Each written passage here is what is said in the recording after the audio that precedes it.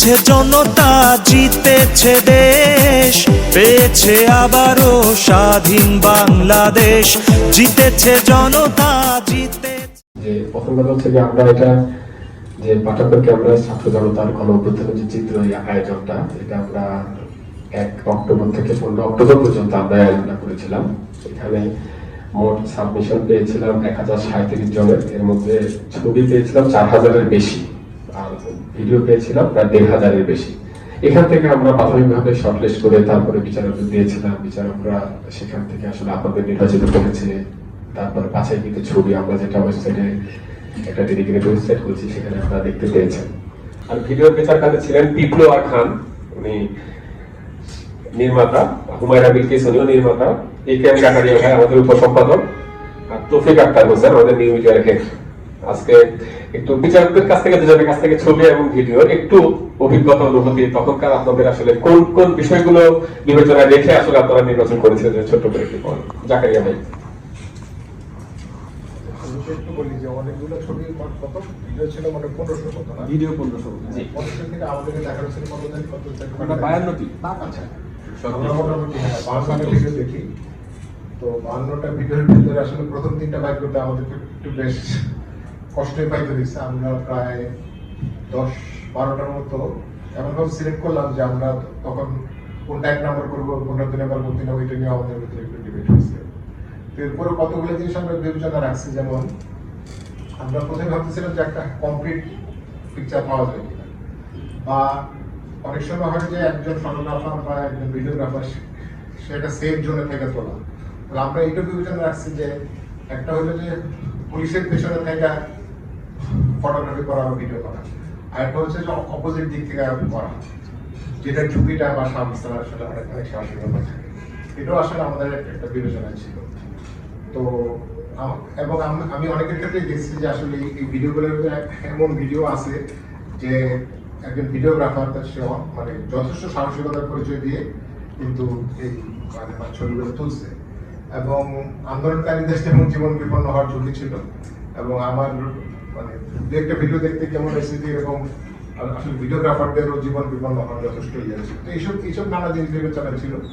আর হচ্ছে যে সামগ্রিকভাবে একটা গল্প বলা যায় কিনা, বা আন্দোলনের যে মোমেন্টাম গুলা ঘুরছে রিফ্লেকশন হয় কিনা, এই জিনিসগুলাই মোটামুটি আমাদের বিবেচনা ছিল আর কি। ধন্যবাদ।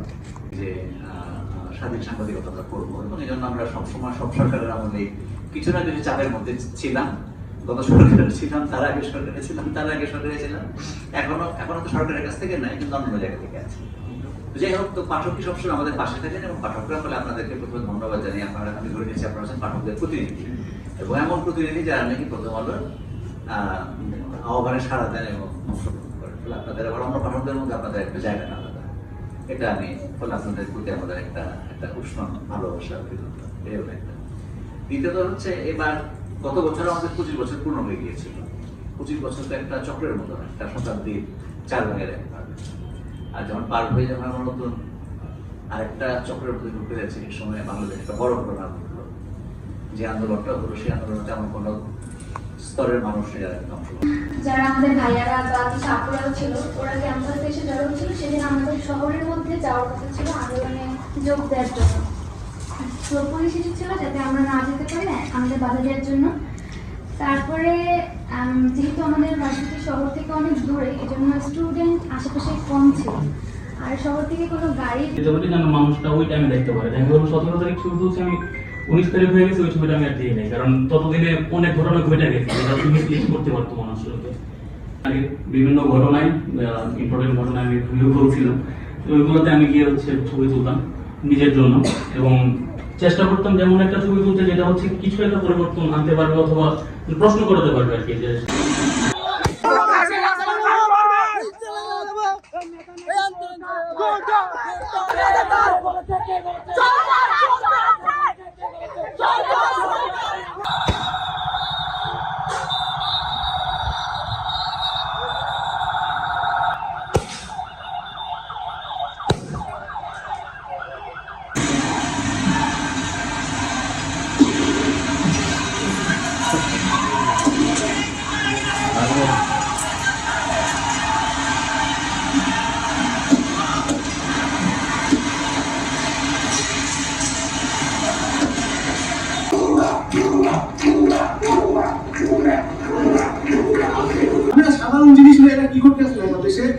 বাংলাদেশের মানুষ শান্তিপূর্ণ একটা আন্দোলন করতেছে, এখানে কোনো